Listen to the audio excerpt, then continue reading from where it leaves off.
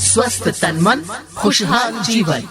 तो मास्क सबको जरूरी है लगाना, अब ना चलेगा कोई बहाना। CMS कम्युनिटी रेडियो 90.4 मेगाहर्ट्ज पर मैं वनिता आ चुकी हूँ आपके लिए, आपका वो प्रोग्राम लेकर जिसमें आपके सेहत की बात होती है और बहुत सारी जानकारियां हमारे स्वास्थ्य से संबंधित आप तक पहुंचाते हैं हमारे हेल्थ एक्सपर्ट्स, हमारे डॉक्टर्स। बहुत बहुत स्वागत डॉक्टर कौशिक मंडल आपका SGPGI से।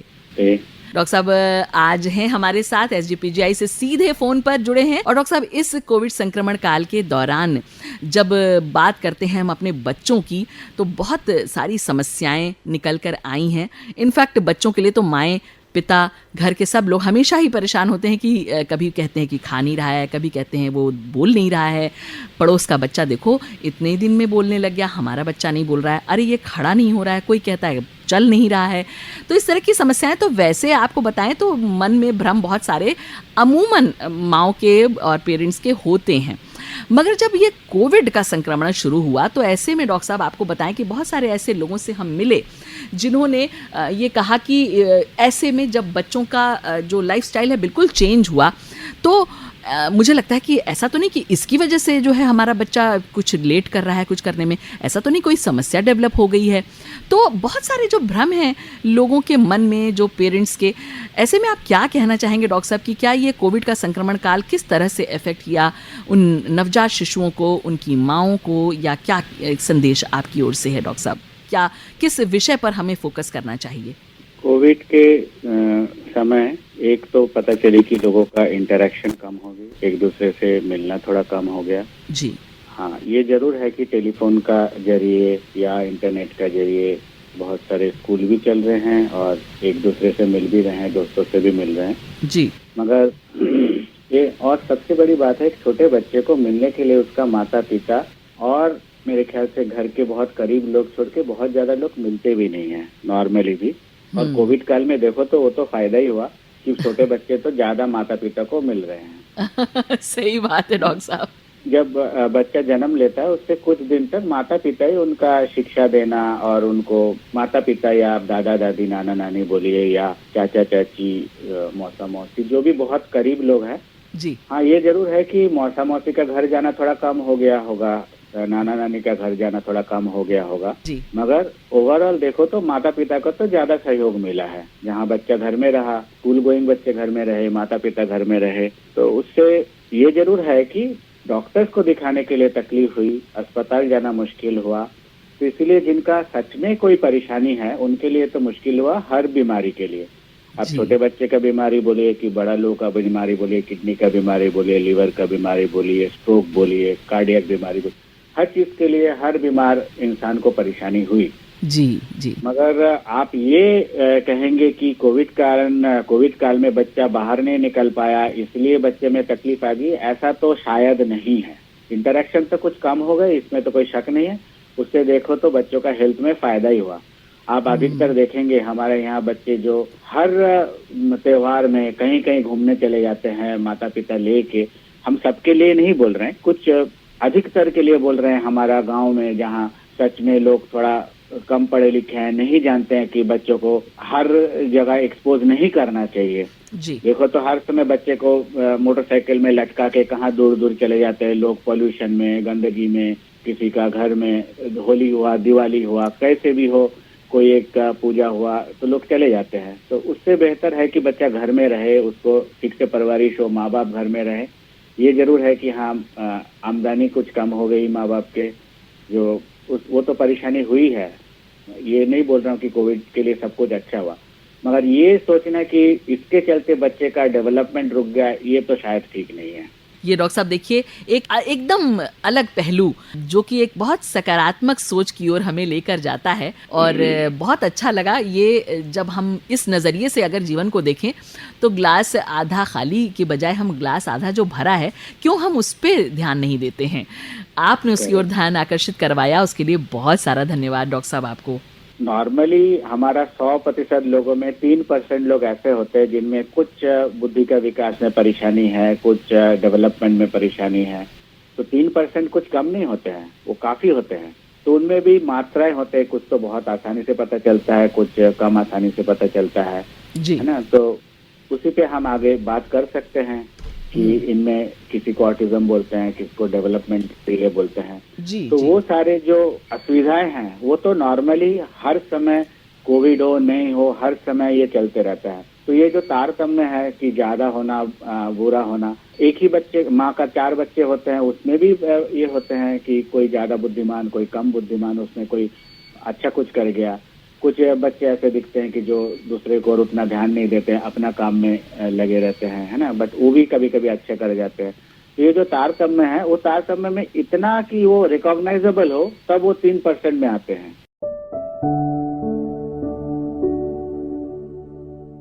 जब सोते हुए कनखी से मैंने तुमको ताका था, आंखों में तुम्हारी सारा प्यार उमड़ा पाया था। जब पापा की जेब से मैंने पैसा चुराया था, आंखों में तुम्हारी वो गुस्सा नजर आया था। जब साइकिल से गिरकर चोट में खून बहाया था, आंखों से तुम्हारी गंगा जल भलभलाया था। तो आज क्यों परेशान होती हो अपने चेहरे को छुपाने पर? ये मास्क लगाओगी ना माँ, तभी रहोगी सुरक्षित इस धरती पर। सब आंखों से ही कह देना, मैं समझ जाऊंगा। अपने होठों की लाली को संभाल कर रख देना, मैं नहीं बिखराऊंगा। जो तुम हो तो ये जहां है, इस धरती पर बहन, बेटी, पत्नी, सब में मां है। तो प्लीज मास्क लगाओ ना, कोरोना को मात देने के लिए होठों की जगह फिर आंखों से मुस्कुराओ ना। 2 गज की दूरी, मास्क है जरूरी। ये है CMS कम्युनिटी रेडियो। ये है CMS कम्युनिटी रेडियो। चलिए हम लोग यहीं पर शुरू करते हैं। ये जो आपने बताया ना कि कुछ ऑटिज्म या इस तरह की चीज़ें, तो डॉक्टर साहब ये जो समस्याएं हैं जो जेनेटिकली भी हो सकती हैं या जो कारण होंगे वो आप बेहतर बता पाएंगे। तो जैसे कई माँओं को ऐसा लगा कि ऐसे में बच्चा इंटरैक्ट नहीं कर पाया, उन लोगों ने बहुत सारा उसको स्क्रीन टाइम दे दिया, जैसे कि फ़ोन पकड़ा दिया या टीवी पर बहुत सारा समय दिया। हालांकि ऐसे में बात सिर्फ कोविड संक्रमण को ही हम क्यों दोष दें, हम जब ये सब कुछ नहीं था तब भी बहुत सारे लोग ऐसा करते थे। तो स्क्रीन टाइम और टेलीफोन जब से आया तब से ही आप वो तब से ही टेलीफोन को दोष दीजिए, कोविड को क्या। जी बिल्कुल। तो हम लोगों ने टेक्नोलॉजी का गलत इस्तेमाल किया, अपने बच्चे को बहुत ज़्यादा स्क्रीन पर रखा, तो उसके तो नुकसान होने ही होने हैं, क्योंकि अति तो किसी भी चीज़ की अच्छी नहीं है और इतने छोटे बच्चे को फ़ोन देने का कोई अर्थ ही नहीं है। तो वो इसी वजह से अनर्थ होता है। तो हम तो यही कहेंगे कि भाई माँओं को पहले तो भ्रम ये निकाल देना चाहिए, जिस तरह से डॉक्टर साहब देखिए कितनी अच्छी बात बता रहे हैं, वो सब कुछ हुआ जो कई बार बच्चा उससे वंचित रह जाता था ऐसे संक्रमण काल में। But at the same time doctor साहब जब बात उन माँओं की हम करते हैं कि अरे भाई एकदम से वो परेशान हुई कि बच्चा तो स्क्रीन पर ज़्यादा रहा, बाहर निकाल के हम पार्क में नहीं घुमा पाए, हम उसको बाहर ले जाकर उसके रिश्तेदारों से या किसी से नहीं मिलवा पाए, किसी के घर नहीं विजिट कर पाए, तो वही 2-3 लोगों में ही वो रह गया। तो अभी वो बोल नहीं रहा है, या वो मतलब ऐसा लगता है कभी कभी कि अपनी बातों को, जैसे हम लोग उसको नाम से बुलाते हैं तो कभी कभी तो देख लेता है मगर कभी कभी रिस्पॉन्ड नहीं करता है। तो डॉक्टर साहब ऐसे में लोग एकदम से जंप कर जाते हैं कि ऑटिज्म तो नहीं है या कोई और समस्या तो नहीं है इस तरीके की जो जेनेटिकली हमको देखना चाहिए। तो इस पर थोड़ा सा डॉक्टर साहब चाहूँगी कि क्या कहना चाहेंगे आप, क्या करा जाए, हमको कैसे समझ में आए?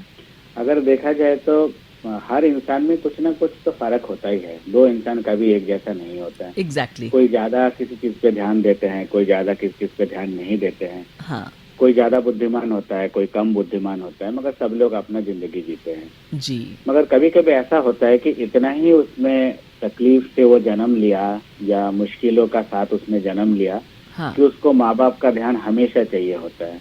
हाँ। तभी वो पैथोलॉजिकल बोलते हैं कि इतना खराब कि वो, या इतना मुश्किल कि वो बेचारे बहुत ज्यादा अपना खुद का ध्यान नहीं दे पा रहा है। अदरवाइज थोड़ा नाम पे ना देखना, थोड़ा अपना कामों में बिजी रहना, ये तो शायद कम ज्यादा सभी में होता है जी, है ना। तो इसलिए उसको स्केलिंग करना होता है, या आप उसको किसी स्केल में डाल के देख सकते हैं कि सच में बच्चे को ऑटिज्म है नहीं है। तो कोविड काल में जब अस्पताल जाना या ऐसे डॉक्टरों का पास बार बार जाना में मुश्किल हो गया, उसमें तो ये है कि माता पिता का भ्रम थोड़ा ज्यादा हो ही जाएगा, माता पिता का मुश्किल ज्यादा हो जाएगा। ऐसे भी बहुत बार हुए हैं कि मेरे पास आए कि बच्चे को ऑटिज्म है, शायद नहीं देख रहा है, बट देखा गया कि बच्चा सुन ही नहीं रहा है ना। ओहो, तो सुनने अच्छा। का तकलीफ ठीक हो गया। हाँ, तो बच्चे ठीक हो गए। मैं ये नहीं बोल रहा हूँ कि जिसको ऑटिज्म हुआ सबको सुनने का तकलीफ है, बट ऐसे भी होता है। अच्छा, कुछ ऑटिज्म जेनेटिक होता है, अधिकतर ऑटिज्म जेनेटिक होता है, बट सब में कारण मिलेगा ऐसा भी नहीं है। कुछ नॉन जेनेटिक होते हैं, जैसे माँ को इन्फेक्शन हो जाना, जिसको कॉन्जेनिटल रूबेला बोलते हैं, अच्छा, है ना। तो वो सारे चीजें तो इवेल्युएशन का बाद ही समझ में पता आएगा। चलेगा, कोई जी। डॉक्टर देखे, कोई उसको इवेल्युएट करे, और बहुत इवेल्युएशन का बाद भी बहुत सारे बच्चों का ऑटिज्म होने का बावजूद पता नहीं लगता है। मगर इन सभी बच्चों में ट्रेनिंग इज वेरी इंपॉर्टेंट। जैसे आप हर बच्चे को स्कूल में भेजेंगे, तो जितने बच्चे स्कूल में जाते हैं, जो स्कूल में नहीं जाते हैं, जो स्कूल में जाते हैं उनका ट्रेनिंग बेहतर होता है। जो बेहतर स्कूल में जाते हैं, जहाँ पे अच्छे टीचर्स हैं, जिसमें ज्यादा ध्यान दिया जाता है, उनका ट्रेनिंग अच्छा होता है। सिमिलरली जो बच्चे ये तकलीफ लेके जन्म लेते हैं या तकलीफों से जन्म लेते हैं, सबसे पहले तो उन बच्चों को इवेल्युएट करना चाहिए। माँ बाप को अपना मन से ये भ्रम हटा देना चाहिए, शायद इसलिए हुआ।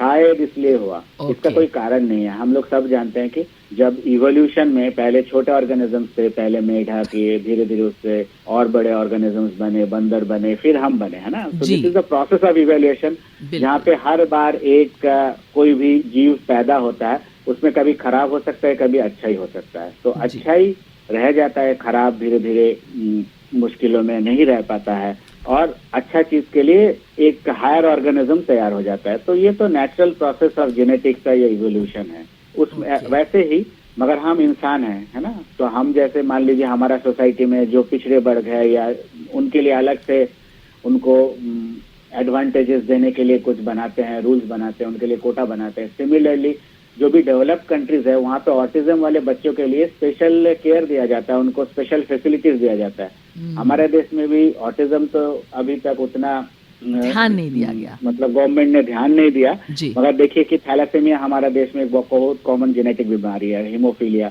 तो उनके लिए सरकारों ने बहुत लाइसोसोमल स्टोरेज डिजीज, सरकारों ने बहुत सारे ऐसे फैसिलिटीज बनाए हैं ताकि उनको वो फैसिलिटीज दिया जाए। जी। तो ऑटिज्म भी ऐसा है कि वो लोग तो, हाँ ये तो सच है कि वो इतना अच्छा इंटरेक्ट नहीं कर पाते हैं।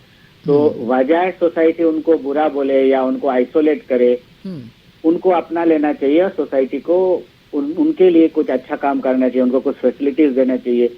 मान लीजिए एक दौर में जहाँ साधारण सब बच्चे दौड़ रहे हैं, तो उनके लिए अलग से कुछ फैसिलिटीज दे दिया जाए, उनके लिए जॉब फैसिलिटीज बना दिया जाए, है ना। वो जो जॉब वो कर सकते हैं उनके लिए मदद कर दिया जाए। तो ये तो धीरे धीरे सोसाइटी में हो ही रहा है ना। इस वोकेशनल ट्रेनिंग हो रहा है, ऐसे स्कूल से तैयार हो गए, और दुनिया का साथ लड़ने के लिए एक सोसाइटी उनको तैयार कर देते हैं। जी।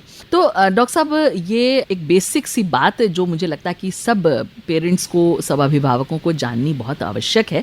अपने आप से कुछ भी ना समझ लें, और इसके लिए बाकायदा काम करना होगा डॉक्टर के साथ मिलके, और कई डॉक्टर्स के साथ उनको साइंटिफिकली अप्रोच करना चाहिए। ऐसा नहीं कि नानी ने ऐसा बोल दिया तो नहीं सोच लेना चाहिए, या दादी ने ऐसा बोल दिया। हम ये नहीं बोल रहे कि दादी नानी भी बहुत सारे मेडिकल चीजें बहुत अच्छा जानते हैं, इसमें कोई शक नहीं है, है ना। जैसे हेड का मसाज करना, ये करना, बट ऐसा भी है कि कुछ ऐसे भी देखेंगे कि जारा में कपड़े उतार के नानी मसाज कर रही है ना। तो उसमें से या दादी मसाज कर रही है, उससे बच्चा जो नवजात शिशु है उससे हाइपोथर्मिया हो गया, ठंड में नुकसान कर गया, ऐसा भी होता है। तो इसलिए हर चीज को साइंटिफिकली अप्रोच करना चाहिए। उस विषय में जो सच में जानता है उनका पास जाना चाहिए, ना कि इस भ्रम में कि वो बाबा का पास चले गए या ताबीज का पास चले गए, और उनमें आपको और भ्रम पैदा हो जाएंगे।